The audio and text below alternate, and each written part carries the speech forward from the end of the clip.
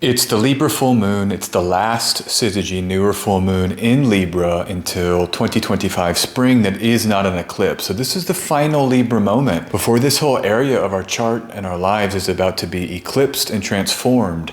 Let's dive into the chart and let's dive into the moment.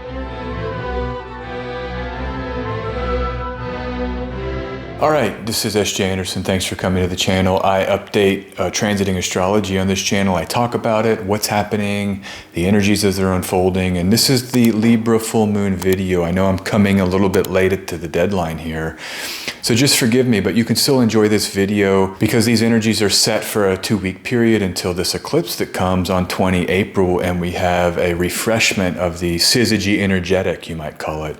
It sets up this clock of our reality. And I hope to upload this by the time it goes perfect, so look for it. But there are also elections I'm going to talk about in this video. There's a few other configurations that are going to be hanging around that you can check out. So this video will still be useful to you, even though you're watching it after the perfection of the Libra full moon. And let's just dive right into the chart. Here we are, final syzygy before eclipse season. It comes in terms of this Libra full moon, 6 April 2023, 6:34 in Central Europe here on Thursday morning. I'm recording this on the 5th on Wednesday evening, and I hope to edit it and upload it and have it there before the perfection, like I said. But here's the chart, final syzygy in Libra that's not an eclipse until 2025, not 2026, because the nodes travel through the signs of the zodiac about every 18 months, and these eclipse cycles in an axis of the zodiac is usually about 2 years. You'll have an eclipse that comes to that axis before the nodes enter the axis, and then you'll have an eclipse that lingers after the nodes leave. Like in 2023, we have a Aries solar eclipse before the nodes in July come into Aries Libra, and then we will have a lunar eclipse in Taurus in October, and the nodes will not be in Taurus anymore. The true node will have ingressed into Aries. So it's always a transition, like so much in astrology. It's never a hard and fast deadline. You often have these transitions or these areas where you have two things operative at the same time, like the mutable signs. They're the dual signs where we're holding two energies simultaneously. It's a principle of life, but it's a principle that you often find in astrology too. This precision sometimes isn't as clear. And so what do I have here? Looking at the chart, celebrate the Libran and the structured connection, serious art, written concordance or agreement, consideration of others' needs, peacekeeping. These are all major Libra themes. Venus in Taurus shines as the primary ruler. You can see in the chart there, the moon is in Libra, and the ruling planet by domicile, Venus, is right in Taurus, very, very strong, the 25th degree of Taurus, 24 degrees, 8 degree minutes Taurus. So there's a heavy component here of beauty, of pleasure, of the beauty of touch and the beauty of relation. These are all major themes when we start talking Venus. And Libra is an air sign. It's the mental component of the beauty. It's looking at the art. I always say this when I talk about Libra. I like to talk about visual art, because visual art has a feeling component, certainly a bodily, how we react in the body. But it has an intellectual component where we look at the paint and we think about other artists who paint this way, or the tradition or history of the unfoldment of a style of art. Art critics are using written words to break down the art, film critics, etc. So there's this intellectual side to Libra where it's this style of the pleasure and the beauty, the mind, the idea sets. And it's less, when you look at Venus and Taurus, it's pure bodily pleasure. It's how we feel, how the perfume rests on the skin, how our haircut makes us feel or look. These are more bodily styles of beauty and less intellectual. And it's a major distinction for this whole moment of astrology, is the earth signs and the air signs, the body and the pleasures of the body and the pleasures of the mind and the pleasures of the perception, and how those are kind of mutually operative here in this moment because Venus is in Taurus for this Libra full moon. And this component of everything, which is agreements with other people. So much of Libra can be about Saturn and Mercury, right? It's an air sign. Saturn rules by exaltation, Mercury by triplicity. It's the language that we put on paper to create an agreement that can last for time. So often marriage is considered the Libran side of Venus, the legal relation that is marriage, that legal agreement. where we bring our relationship with another person, we memorialize it on a piece of paper, and then espouse to hold fast to these commitments that the law binds us to.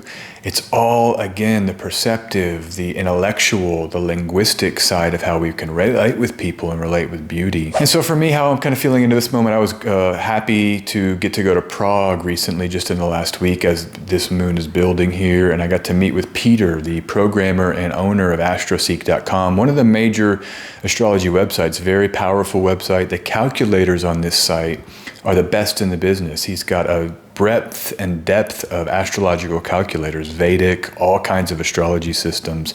So I got to meet with Peter. He lives in Prague, and we got to take pictures together in front of that astronomical clock, the Prague astronomical clock, which has been there since 1410.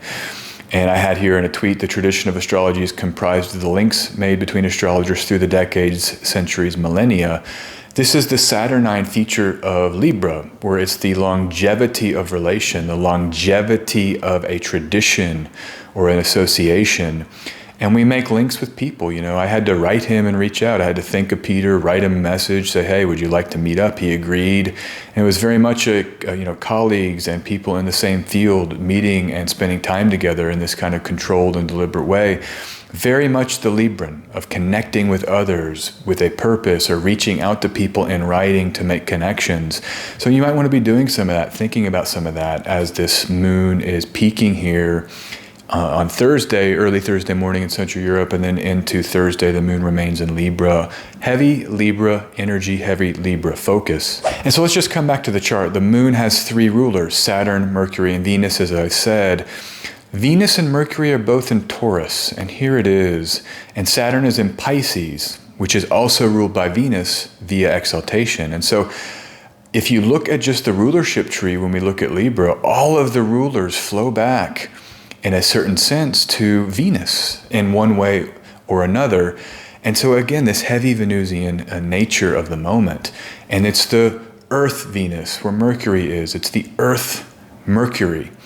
And we can bring the analytical mind, we can bring our thoughts and ideas into the body. Sometimes that's the best way to think about the language. We can create from a place of bodily sensation. I remember therapists often told me, feel the body first. You can go in, like if the mind is in turmoil with a lot of like patterns of thought that are maybe negative or difficult.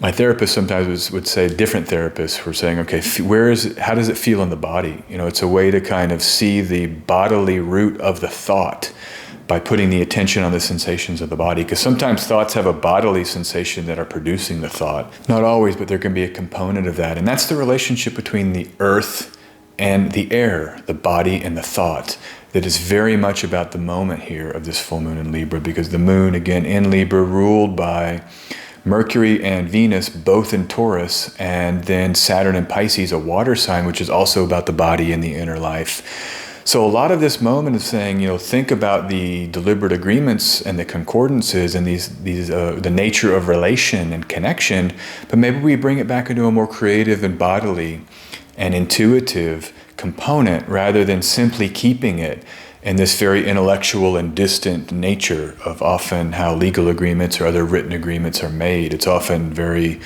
slow and deliberate. Maybe this moment is saying, hey, let's feel into more of the creative, Piscean, imaginative, and earthy pleasure side of life, and not so much the heavy seriousness. And I think it's part of the Saturn and Pisces shift. We had Saturn in Aquarius for 3 years. That's a heavy-duty energy.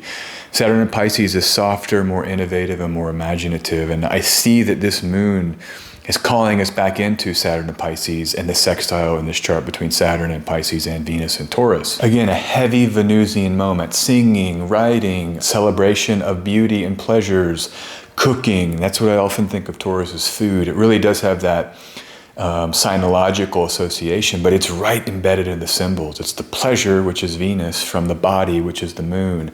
There's no better bodily pleasure than the taste of food. And so maybe we're cooking here. Maybe we're getting cool recipes from online. That would be Mercury in Taurus, and trying out new things. You've got Uranus there. Maybe the surprises that come in the kitchen. Have you had those surprises? I've been cooking a lot more lately. And sometimes it's just, there's a missing ingredient or too much of something. You just make do and you roll with it. And the food can come out in a surprising way often. Maybe the Uranian will sneak its way here into this full moon moment. And so back to Twitter, I had this tweet: a key feature of Taurus is pleasure of the body, as Venus, the planet of pleasure, and the moon, the planet of the body, are the primary rulers of Taurus. Remember, with Taurus, by triplicity, day and night, that's moon Venus, and then exaltation is the moon, and domicile is Venus. It's all about a moon Venus sign. And so Mercury and Venus now in Taurus, both ruling the full moon, we analyze with words and thoughts the experience of the bodily satisfaction. And so we can bring the mercurial into the body. You know, it's just what I was describing earlier in that therapeutic technique, or even trying to articulate pleasure. Have you ever done this where you can like get it with a partner, and you can try to describe like a sensation, get a feather, and you can describe how it feels and try to articulate a feeling verbally, trying to articulate the flavor of something. I do that a lot at these coffee shops here. Occasionally when I'm drinking coffee, you know, there'll be these special beans, and it lists the like really cool fruits or chocolates or these different tastes, and we drink the coffee. You know, you do the, I can't make the noise, but if you have water, you make this kind of flavoring of the aeration in the mouth of the flavor, and you can try to describe it. I was doing this yesterday. I brought some coffee back from Prague and gave it to the barista at one of the coffee shops I like, and we made the coffee and we're trying to describe it to each other. This is all Mercury and Taurus, the thought and the language, processing the pleasures through thought and language as a way to be with it and appreciate it more deeply. All major themes here of this full moon. And so let's come back into the chart. Air signs are averse to water and earth signs. It's embedded in the zodiacal structure. So Libra is averse to the water and the earth. Scorpio, Virgo, Pisces, and Taurus. Libra's averse there. Now it does have signs of the same mode. It's square. So it is square Capricorn and Cancer. So those are the two signs of the feminine so-called distribution that Libra connects with, but generally air and water and earth aren't really of the same vibe. They're not communicating, they're not talking. And there's something about Libra that abandons the body and the physical and the inner states, and it opts for a more cerebral community orientation. It's about other people around us. How are you? What are your needs? Perceiving people, trying to act on their behalf, trying to initiate rules and agreements for more of a perceived or verbalized desire. And it's not so much attached to the states of feeling or emotion or the intuitive or the imaginative. It's very much a clear, constructive processes by which Libra operates. And so that's just some of the embedded potential dissonance of this moment. You know, full moons aren't always as comfortable as other moments of astrology. They can sometimes be peaks and climaxes. People talk about not being able to sleep or dreams. But you may be playing here with the articulation of things versus the feeling and the intuiting things and playing with that. If you're feeling maybe overweight one or the other, you might want to try the other one on. And part of this theme is that also embedded in this chart is Mercury's under pressure. You look at this chart, Mercury is separating from Saturn and it's applying to Mars. And what we call this in traditional astrology is a malefic enclosure, where Mercury has to carry, in some sense, the energy of Saturn through this sextile and then brings it into Mars. Generally, that can put a planet under pressure when it's pinched between Mars and Saturn. I like that these aspects are sextiles. I think there's something that can be flowing and supportive in that way, but still, you might find that it's less about here the mental clarity. You might even feel your self-talk challenged. Sometimes that can be when Mercury is under pressure. It's how we talk to ourselves. Those streams of thinking maybe get corrupted somehow. If you're finding that with this full moon, climaxes of challenging self-talk or even lack of clarity or confusion, lean into the earth and water nature of the moment. And that's what I was saying earlier, balancing it out. If it gets too airy and too challenging with the thinking, just go back into that Pisces and the Taurian and even Mars and Cancer. You know, the building in the home. Maybe we can just focus on the people around us in our home space, making that meal, right? Mars and Cancer, using Venus and Taurus sextile Mars and Cancer as a way to construct and bring people together relationally for these more home and bodily based activities. So if you're less mind, more body and feeling, that is maybe a key here, partially with how this moment is going. So I just want to come into some news stories, some of the things that have been in my radar that I think are quite Libra toned. And the first one here, Transgender Day of Visibility rallies held amid right-wing backlash to LGBTQ plus community. I thought this was quite Libra because I saw all over the headlines. So this is a story from 31 March into April. We sit here at 5 April, so about within the last week. But you saw these scenes, many state houses across the U.S. where people were in those state houses saying, hey, these are the laws that are fair. These are the laws that I want for my community. Quite Libra. Remember, Libra is a initiation sign. It's a cardinal sign. Often Libra can bring power into a situation. It's Saturn, Venus, and Mercury. Quite powerful blend where we determine the values, articulate them, and then sort of demand them with passion in the sense of the Saturnine, right? It's like, this is how it is. And we ask for that. Remember, Mars and Venus are quite close with each other in terms of how they can function. So, it's all about law and expressing our values vis-a-vis the laws and justice. And so this was a story I felt was quite aligned with this Libra moment. We also had this story, which was South Africa's foreign minister was quoted. This was, I think, a UN event. She said that you can't say because Ukraine was invaded that suddenly sovereignty is important, but it was never important for Palestine. If you believe in international law, then wherever sovereignty is fringed, it must apply. But you can go listen to that. You can find that online. The idea is that countries right now are thinking about international law. They're thinking about how should it be applied? What does it mean in the context of the last 30 years in terms of violations of international law? I'm seeing that way more in the conversation, given the events of the last 2 years in Ukraine. And so I think as the world gets more into this very dynamic time with outer planets all changing signs by 2026, there may be even new structures of international law that emerge to help assign fairness in ways that maybe are more equally applied, something like this. And I'm not even trying to take sides on this stuff necessarily. It's an issue, right? I mean, you have a conversation, an invasion is a violation of international law. Well, what about other situations that weren't held in a similar, castigation? And I think it's a relevant question because you want to have cohesion with the global order, and that's what is coming now into the conversation. The next story I think is really important for this Libra new moon. Japan has broken the pact with the U.S. and its allies and has bought Russian oil above the price cap. This is the news headline that citing energy needs, Tokyo won an exception to the rules binding G7 nations. So it wasn't quite that they broke with the agreement, they got the exception from the binding G7 agreements. But still, there's a break here where countries are it's all over the news. It's not just this headline. There's a major turn in terms of multipolarity, is what it's being called, where nations that are not part of the global north are uniting together and realizing they have great power and can trade in their own currencies. The monetary order, the global monetary order, is very much in play here for some major change. And that's a Libra, right? It's Libra, it's Saturn, Mercury, it's structures of money flow. It's Venus, the diplomacy around structures of money. And so it's major here in terms of a story with this Libra new moon. Remember, all of these stories that I'm laying out here are set to have eclipses affect them because Libra will be eclipsed starting in October.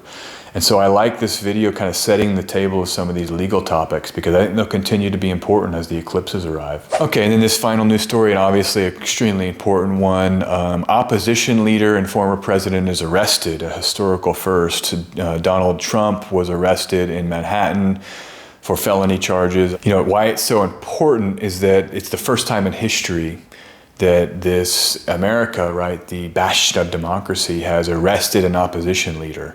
And I'm not even I'm sure he's broke the law. I mean, but it's the symbol that it sends to the globe, that usually this doesn't happen. When you see this happen in other countries, there's a real outcry. Opposition leaders arrested. It's kind of anti-democratic, or it's seen as anti-democratic. I think this is the context that's being set up for the first eclipse in Libra in October, which is visible across the United States. And then there's an eclipse in spring 2024, solar, also visible across the United States. They both run right through Texas. And this is kind of the legal breakdown of the system.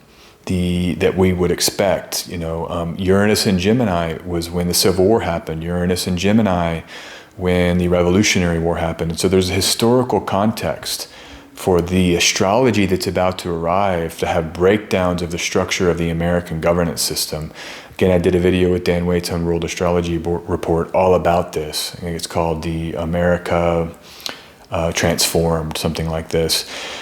But you're seeing already with this story the context building for this legal crisis or civil war or whatever you want to call it. I have here the nature of the Libra and Aquarian crisis, law, order, rules of the U.S. Pluto return is becoming clearer. And the reason why I say Libran is that the South Node is going to be in Libra with that eclipse and then the Aries eclipse. That Libra-Aries axis oversees this transition of Pluto into Capricorn, into Aquarius, into Capricorn, into Aquarius, into Capricorn, finally into Aquarius for good in November 2024. Right in that month of the election in 2024 is when the Pluto return finishes, with these two visible eclipses across America a year from now, and then until the election, two. So you're seeing the kind of breakdown maybe of the order, you might say, of the American governance structure. And again, my opinion on this is, they're guilty. Most presidents are, or if not all, are guilty of many crimes. So that's my opinion. It's not even about like trying to defend this particular individual, because you have to look at it in context of it being a first and it being part of a legal breakdown that might be perceived as undemocratic by many countries in the world. And just keep in mind, here's the syzygy cycle, the eclipse cycle actually. So this is the last syzygy full moon in Libra before the mental arrangements, that's Libra, undergo even deeper rearrangement, that's the eclipses. But you can see here, the next syzygy, the 14 October solar eclipse. Then you have a 25 March lunar eclipse in the spring. Then you have a 18 September 2024 solar eclipse in Libra. That's that's a 2 October 2024 solar eclipse. So the month before the election, you have that solar eclipse in Libra. And then you have, that's it, no more Libra eclipses. So there's only going to be 3 Libra eclipses this cycle, 2 solar and 1 lunar. But this is the last one. Then we have 3 of those Libra eclipses, and it's not till 2025 that the Libra sector has been rearranged. I said here, Libra might have to pick sides, so-called, or have its accommodative tendencies put under pressure. This is the stereotype of Libra. It wants to make everybody happy, and it's true. It's the Venus side of it. It's wanting to cater to the values and write agreements and structures that can bring everybody to the table. That's what Libra's great at. We like that, in my view. We like that. But that doesn't always work. Sometimes there's time to take sides, and a lot of people will say, get the Libra to make a decision, or I think in a certain way to step up and maybe advocate for a position that if there's a strongly felt kind of advocacy that could happen, but for this very Libra and accommodative vibe. I think these eclipses might force some of us to pick sides a little bit, or take a stand, you might say, or just learn to be better communicators and better agreement reachers, where we can kind of articulate needs in deeper and more accurate ways. That's how I'm viewing it. I got a lot of Libra. I'm not going to pick a side. I want to just articulate and meet people where they are and learn to do that on deeper ways, like more creative solutions to bring people together. Okay, a couple of elections, a couple of charts I want to look at to close out this waning phase of the lunation. Sagittarius moon applies to Jupiter Cazimi 10 April. This comes 4 days after the full moon. It's a really cool opportunity. There's only 2 Sagittarius moons left with Jupiter and Aries, and you're going to get both of them. The first one is 10 April. And then there's one in early May. But look at this chart. You get the moon activating Jupiter and the sun as they've joined within a degree. The moon will apply to perfect that trine. And the way I'm viewing this is that there's a whole part of this astrological moment that has been the Jupiter and Aries story. Then the sun came into Aries. We had the Aries ingress. That is about the identity in the self, the new identity in self that was born out of the Mars retrograde, right, for 7 months, the Saturn in Aquarius finishing, and now Saturn's in a new place. Pluto is now in Aquarius for the first time. Mars is in Gemini, leaving that long retrogradation. Mars is in Cancer, leaving that long retrogradation in Gemini. So there's a whole lot of new astrology. And to have Jupiter in Aries with the sun during that, it's like birthing a new self, a kind of courageous, indelible human spirit. I talked about Invictus, that poem in my Aries season video. Go back and watch that because I break all that down. For purposes of the election, though, this is the chart that activates that quite directly. 10 April. So, I think you might be getting in and feeling powerful here. Yes, this is who I am, and yes, this is how I want to be. Remember that there's a mutable square with Saturn that's part of this process. The reason why I put this chart up is that the moon will have cleared Saturn by 15 degrees, so it's the day before that it perfected the square to Saturn, and Saturn's a weaker position. But still, Saturn and Pisces is part of it, and and it isn't always easy when we're figuring out who we are. When you have that mutable Saturn, the structures of society right now are really strange. I mean, AI is crazy. I've been coding. Never done any coding, and with these AI tools I can learn to code. I mean, I'm coding all kinds of cool stuff. I'm really loving it, actually. But it's a weird world. Like, I've never been that, but yet I'm doing that now. You might be finding that with yourself, where new yous may be emerging here based on these structures being reformed with Saturn and Pisces, new creativities and new tools that are available to you. So it's cool in one way, but maybe pressure with that square in another. Next chart, this is the 15th of April, 5 days later, Saturday morning in Central Europe. I have this Aquarius moon. I'm very interested in the Sag moon and the Aquarius moon. This waning cycle is the two best pockets because you have the moon in Scorpio, which is in its fall. You have the moon in Capricorn, its exile, and then the moon in Pisces with Saturn. So those are a little bit harsh.